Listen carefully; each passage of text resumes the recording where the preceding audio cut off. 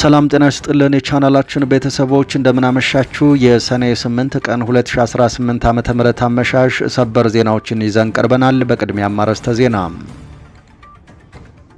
በአማራ ምድር በአገዛዙ ጦርና በፋኖ መካከል የሚደረገው የፊት ለፊትና የጨበጣ ውጊያ ዛሬም ተጠናክሮ ቀጥሏል። የአገዛዙ 103ኛ ኮማንዶ ክፍለ ጦር መሪ ከነበሩት መካከል 10 አለቃ ገለት አብዲሳ ዘመናዊ ስናይፐር ታጥቀው ፋኖን ተቀላቅለዋል። በአገዛዙ ሰራዊት ውስጥ የተፈጠረውን ከፍተኛ መከፋፈልም ይፋ አድርገዋል። በክልሉ ከቅርብ ጊዜ ወዲህ የአገዛዙ ኃይል በገፍ ወደ ፋኖ እየተቀላቀለ ይገኛል። ዛሬ በወጣ መረጃ መሰረት በልዩ ስልጠናቸውና በውጊያ ብቃታቸው ከሚታወቁ የኮማንዶ ክፍለ ጦር አባላት መካከል አንዱ የሆኑት ከፍተኛ ወታደራዊ መሪ ከነሙሉ ትጥቃቸው ወደ ፋኖ ተቀላቅለዋል። በሌላ በኩል የብልጽግናው አገዛዝ የአማራ ክልል የሰላም ካውንስል በሚል ባቋቋመው ቡድን አማካኝነት በኬንያ ናይሮቢ ከፋኖ ኃይሎች ተወካዮች ጋር የጀመረው የድርድር አማራጭ ምንም አይነት ውጤት ሳያመጣ መክሸፉ ታውቋል። ለዚህ መግለጫ አፋጣኝ ምላሽ የሰጠው የአማራ ፋኖ ብሔራዊ ንቅናቄ አፋብን ይህንን ቡድን በህዝብ ደም ላይ የሚነግድ የፖለቲካ ደላላ ስብስብ ሲል አጣጥሎ በሌላ በኩል በክልሉ ደቡብ ጎንደር ዞን ስር በሚገኘው የጉናና የእስቴ ግንባር በአገዛዙ ጦር ላይ ከፍተኛ ወታደራዊ ኪሳራ መድረሱ ተሰምቷል። የወጡ መረጃዎች እንዳመለከቱት በአካባቢው ግዳጅ ላይ የነበረውና በኮሎኔል አለም የሚመራው የአገዛዙ ጦር በፋኖ ድንገተኛ ጥቃት ተመቶ ሙሉ በሙሉ መዋቅሩ እየፈረሰ እንደሚገኝ ተረጋግጧል። በቀጠናው ያሉ የፋኖ መረጃ ምንጮች እንዳረጋገጡት ከባድ ውጊያ ሲካሄድበት በሰነበተው የእስቴ ወረዳ ውስጥ የኮሎኔል አለም የጦር ከፍተኛ ወታደራዊ ኪሳራ አስተናግዷል። በዝርዝር መረጃችን ተሰሙታላችሁ። በኦህዴድ ብልጽግና ከፍተኛ አመራሮች መካከል እጅግ ጠንከር ያለ የፖለቲካ ውጥረትና የሀሳብ መከፋፈል መፈጠሩ ተሰማ። ባለፉት 48 ሰዓታት ውስጥ በአዲስ አበባ የተለያዩ ቦታዎች ተከታታይ የሆኑ አስቸኳይ መደበኛና ስውር ስብሰባዎች ሲካሄዱ ሰንብተዋል። እነዚህ ስብሰባዎች ተራ ውይይቶች ሳይሆኑ የሀገሪቱን የቀጣይ ጊዜ የፖለቲካና የወታደራዊ አቅጣጫ ሙሉ በሙሉ ሊቀይሩ የሚችሉ ውሳኔዎች እየተመከረባቸው መሆኑን ምንጮቻችን አረጋግጠዋል። ውጥረቱ ይፋ መሆን የጀመረው ባለፉት ቀናት በአዲስ አበባ እምብርት በሚገኘው በታዋቂው ኢሊሌ ሆቴል ውስጥ በተደረጉ ተከታታይ ስውር ውይይቶች ነበር ተብሏል። የደረሰንን ይህንን ሚስጥራዊ ስብሰባም በዝርዝር እናሰማችኋለን። በትግራይ ክልል መቀሌ ከተማን የከበበው ጦር መግለጫ ሰጥቷል። መቀሌና ዙሪያዋ የመሸገውና በተለምዶ አርሚ 22 በመባል የሚታወቀው የትግራይ ታጣቂ ክንፍ ትናንት ባደረገው አዲስ የታጣቂዎች ምረቃ ላይ ባለ 7 ነጥብ ጠንካራ የአቋም መግለጫ ይፋ አድርጓል። በዚህ ስነ ስርዓት ላይ የተገኙት የሰሜን ምስራቅ ግንባር ዋና አዛዥ ሜጀር ጀነራል ማሾ በየነ ጠላቶቻችን የፕሪቶሪያውን ስምምነት እኛን ለመከፋፈያ መሳሪያነት ተጠቅመውበታል ሲሉ ተደምጠዋል። በዝርዝር መረጃ እናሰማችኋለን። ክቡራትና ክቡራን ከኛ ጋር ከቆያችሁ እነዚህንና ሌሎችን መረጃዎች ከዚህ ቀጥለን በዝርዝር እናቀርባለን። ለቻናሉ አዲስ ከሆናችሁ ሰብስክራይብ ማድረጋችሁን እርግጠኛ ሁኑ። ሼር በማድረግም መረጃው ለሌሎች እንዲደርስ አግዙ። በቀጥታ ወደ ዝርዝር መረጃው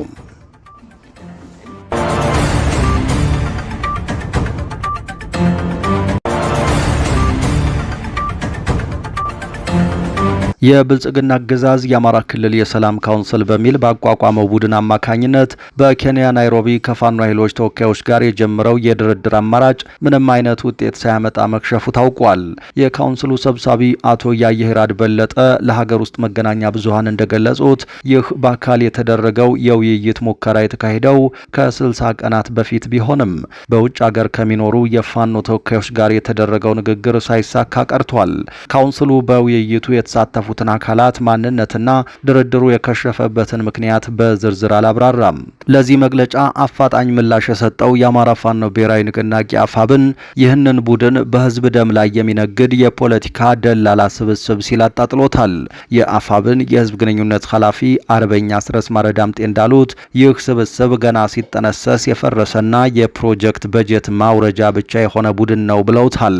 መሬት ላይ ያለው ሀቅ ሌላ ነው። አገዛዙ በድሮንና በኮማ የኮማንዶ እግረኛ ጦሩ መተማመን ስላልቻለም ሌላ ኃይልም እዛው እያሰለጠነ ነው ሲሉ ገልጸዋል።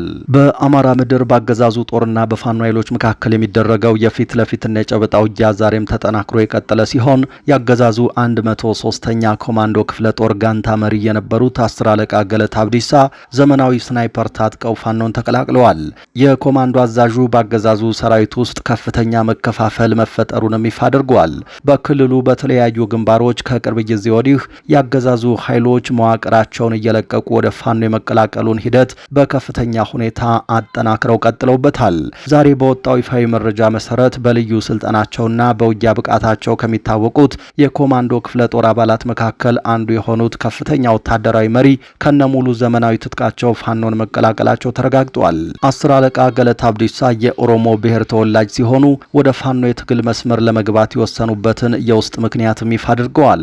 እንደ መረጃው ከሆነ ከ2 ወራት በፊት የአማራ ፋኖ ብሔራዊ ንቅናቄ ያወጣውን የምህረት አዋጅ ተቀብሎ ቀድሞ ፋኖን የተቀላቀለ አንድ የቅርብ የትግል ጓደኛ ነበራቸው።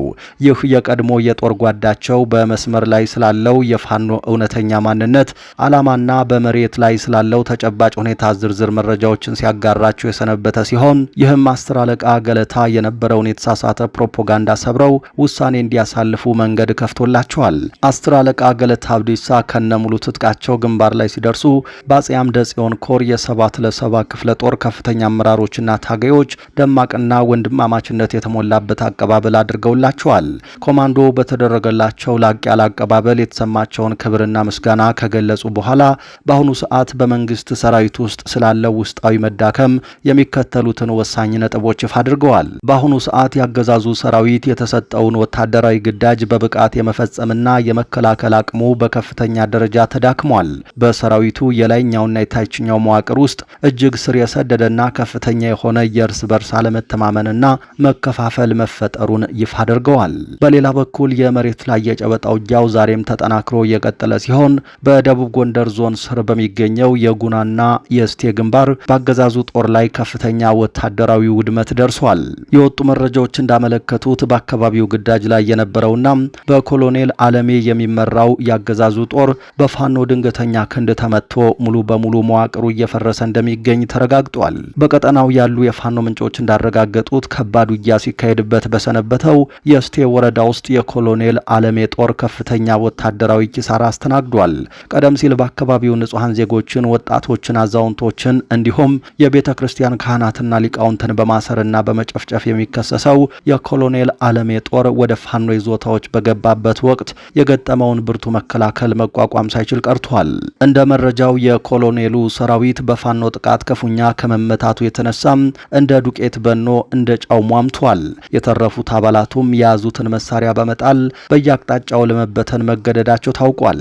ይህንን ወታደራዊ ጫና መቋቋም ያቃታቸው በርካታ የመከላከያ ሰራዊት አባላት ሕይወታቸውን ለማዳንና የተሳሳተውን የእርስ በርስ ውጊያ ለማስቆም ሲሉ በቡድን ወደ ፋኖ እየጎረፉ መግባታቸውም ተረጋግጧል። የደረሰን መረጃ እንዳመለከተው ካገዛዙ ጥርነፋ የከዱ በርካታ ወታደሮች በአሁኑ ሰዓት በአማራ ፋኖ ጎንደር እስር የሚገኘውን የጉና ክፍለ ጦር እስቴ ዴንሳ ብርጌድን በሰላም ተቀላቅለዋል።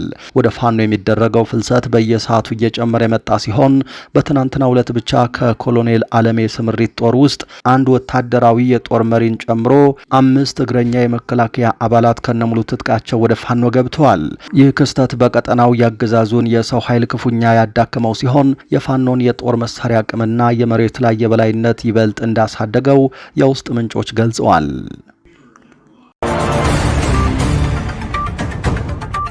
በኦህዴድ ብልጽግና ከፍተኛ አመራሮች መካከል እጅግ ጠንከር ያለ የፖለቲካ ውጥረትና የሐሳብ መከፋፈል መፈጠሩ ታወቀ። ባለፉት 48 ሰዓታት ውስጥ በአዲስ አበባ የተለያዩ ቦታዎች ተከታታይ የሆኑ አስቸኳይ መደበኛና ስውር ስብሰባዎች ሲካሄዱ ሰንብተዋል። እነዚህ ስብሰባዎች ተራ ውይይቶች ሳይሆኑ የሀገሪቱን የቀጣይ ጊዜ የፖለቲካና የወታደራዊ አቅጣጫ ሙሉ በሙሉ ሊቀይሩ የሚችሉ ውሳኔዎች እየተመከረባቸው መሆኑን ምንጮቻችን አረጋግጠዋል። ውጥረቱ ይፋ መሆን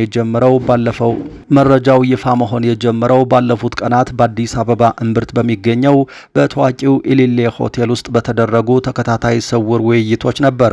በእነዚህ የሆቴል ስብሰባዎች ላይ ጥቂት የማይባሉ የኦሮሚያ ብልጽግናና የፌዴራል ከፍተኛ ባለስልጣናት ያለ አጀንዳ ማስታወቂያ በድንገት እንዲገኙ ተደርገዋል። ነገር ግን የሆቴሉ ሚስጥራዊ ምክክር ሳያበቃም ዛሬ በኦሮሚያ ክልል ርዕሰ መስተዳድር በአቶ ሽመልስ አብዲሳ ቢሮ ውስጥ እጅግ አስቸኳይና ከፍተኛ ጥንቃቄ የተሞላበት ሌላ ስብሰባ ተጠርቷል። ይህ ዛሬ የተካሄደው ስብሰባ ነባርና አዳዲስ የኦህዴድ ባለስልጣናትን ከፍተኛ ጫና ውስጥ የከተተ እንደነበር ተሰምቷል። ለስብሰባው መነሻ የሆነውና የአመራሮቹን እንቅልፍ የነሳው ዋነኛ አጀንዳ ደግሞ በትግራይ ክልል በፍጥነት እየተቀየረ የመጣው ወታደራዊ የኃይል ሚዛንና የታጣቂዎች ቁጥር መጨመር የፌዴራሉን መንግስት ህልውና በምን መልኩ ይነካል የሚለው ስልታዊ ስጋት ነው። ከስብሰባው መጋረጃ ጀርባ በወጡ መረጃዎች መሰረት በስብሰባው ላይ በባለስልጣናቱ መካከል ሰፊ የሀሳብ መካረር የተፈጠረ ሲሆን አመራሮቹ በአሁኑ ሰዓት በሁለት ፍጹም የተለያዩ ወታደራዊና ፖለቲካዊ ስትራቴጂዎች ላይ ተከፋፍለዋል። እነዚህ ሁለት ስልታዊ ጎራዎች የሚከተሉትን አቋሞች ይዘው ተሟግተዋል። በመጀመሪያው ጎራ በአቶ ሽመልስ አብዲሳ የሚመራውና በርካታ ወጣት የፓርቲውን አመራሮች ያቀፈው ቡድን ይገኝበታል። ይህ ቡድን እጅግ ጠንካራና የማያወላውል ወታደራዊ እርምጃ እንዲወሰድ የሚፈልግ ሲሆን የሚከተሉትን ነጥቦች በምክንያትነት አቅርቧል። በትግራይ ክልል በዶክተር ደብረጽዮን የሚመራው የህወሓት መዋቅር እያደረገ ያለው ሰፊ የታጣቂዎች ምርቃትና የጦር ክምችት የፌዴራሉን መንግስት ቀጥተኛ አደጋ ላይ የሚጥል ነው። ስለዚህ ኃይላቸው ገና ሳይጠናከር ቀድሞ እርምጃ መውሰድ ያስፈልጋል የሚል አቋም ይዟል። ይህ የሽመልስ አብዲሳ ቡድን በአሁኑ ሰዓት የፌዴራል መንግስቱ የሪፐብሊካን ጥበቃ ሰራዊት፣ የኦሮሚያ ልዩ ኃይልና ገዳ ኮማንዶ ማንኛውንም የውስጥ ስጋት ሙሉ በሙሉ የመደምሰስና የመቆጣጠር ሙሉ የሰው ኃይል፣ የሎጂስቲክ እንዲሁም የታጠቁ ድሮኖች አቅም አለው የሚል ጽኑ እምነት አለው። በሁለተኛው ጎራ ደግሞ በፓርቲው ውስጥና በኢኮኖሚው ዘርፍ ትልቅ ተሰሚነት ያላቸው የነባሩ ፖለቲከኛ የአምባሳደር ግርማ ብሩ ቡድን ይገኛል። ይህ ቡድን የወታደራዊ እርምጃውን ሀሳብ በከፍተኛ ሁኔታ የተቃወመ ሲሆን አካሄዱ ሀገሪቱን ገደል ይከታታል የሚል ስጋት አለው። ያቀረቧቸው መከራከሪያዎችም የሚከተሉት ናቸው።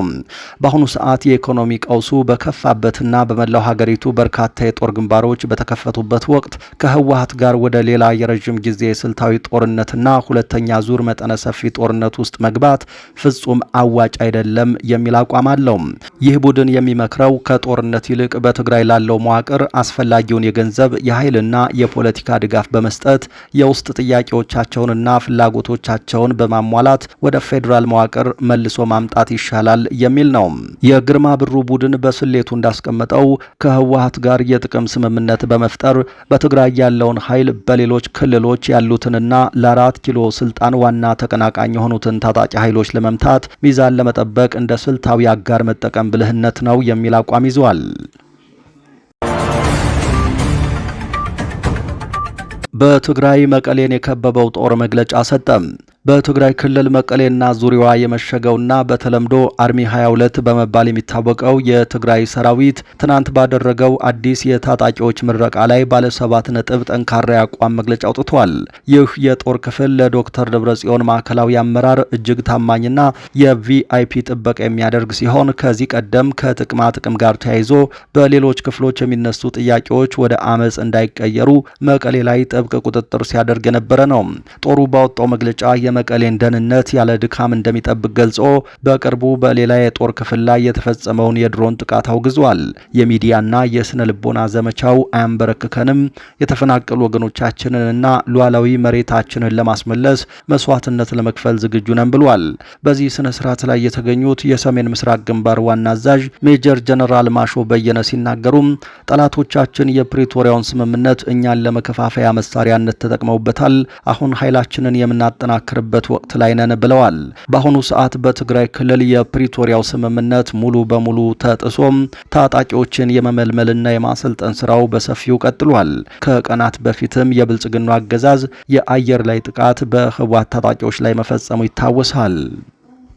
ክቡራትና ክቡራን የኢትዮስ ሚዲያ ቤተሰቦች ለዚህ ሰዓት ያዝናቸው አዳዲስ መረጃዎቻችን ያደመጣችኋቸውን ይመስሉ ነበር። ከቆይታ በኋላ ኢትዮስ ሚዲያ ሌሎች መረጃዎችን ይዞ ይመለሳል። እስከዛው በያላችሁበት ሰላም ጊዜ ተመኘን።